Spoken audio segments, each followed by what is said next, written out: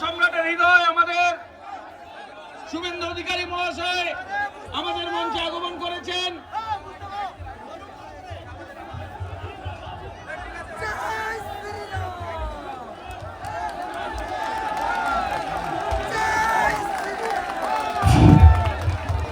এবার বরণ করে নেবেন, আমরা পুষ্প দিয়ে বরণ করে নিচ্ছি আমাদের মাননীয় বিরোধী দলনেতা শুভেন্দু দাকে। শুভেন্দু দা চুপ, শুভেন্দু দা চুপ।